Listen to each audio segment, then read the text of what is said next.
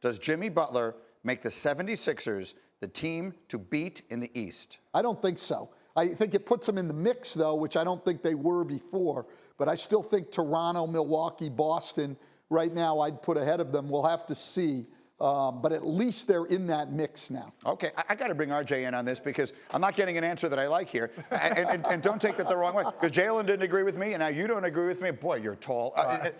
Does Jimmy Butler make Philly the team to beat in the East? I don't think I'd have to agree, because I don't think it makes them the team to beat, but it puts them more into the mix. They actually have a component now that allows them to be very, very competitive late in games, which is important because Coach knows stars win playoff games. Listen, I didn't play basketball at the level you did. I probably didn't even play basketball at the level you did, but what I can tell you is that when I grew up playing basketball, if one team had the two best players, they won. It didn't make any difference who else they had. They have the 3 of the 6 or 7 best players in the conference. How in the world can that not make them the team to beat? Well, I'll tell you, number one, they're going to need more shooting, and I think that could tip the balance. They may be able to go out and find it.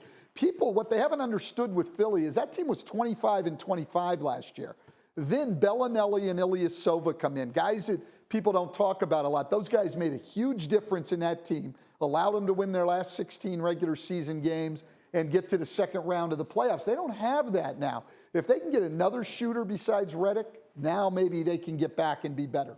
And listen, we've had this entire conversation. We haven't even mentioned that they have on their team a guy who was the #1 pick in the draft like 16 months ago in Markelle Fultz. How in the world is he not even a part of the discussion? Well, because he's still learning how to play basketball. You gotta understand, the kid was in high school 2 years ago. He was in college a year and a half ago. He really and truly is still just trying to find his way. But listen, we don't make that excuse for Jason Tatum. We don't make that excuse for all these guys that come into the league and they at least play, Richard. They help. Yeah, but unfortunately, in this day and age, they don't give guys a lot of time to develop. Either you're that guy or you're not that guy. So I think right now, because they are in a win-now mode, so they don't give them the 35 minutes that a lot of the other rookies were able to get. So I think it might be time to move on from him and put him in a space that he can go and just play freely and figure out his game. Listen, everyone paid a lot of attention to the foul shot that he took the other night, which looked so incredibly awkward. And I don't want to pile on, but I think it is an indication of the fact that there's just something obviously wrong with the way Markelle Fultz is playing, whether it's psychological or physical or some combination of the two.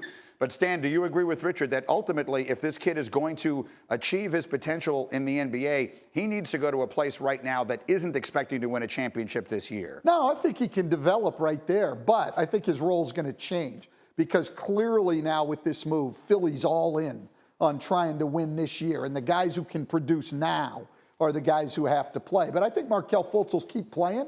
I think he'll keep getting better, but Redick's got to get more time, okay? TJ McConnell's got to get more time. They're going to be all in on winning. What games. have you seen from Fultz, though?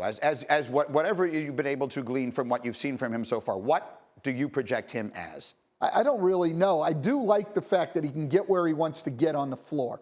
I mean, he can get to his spots. He's just simply got to be able to shoot the ball a lot better. Ben Simmons not being able to shoot from range is one thing because of his size.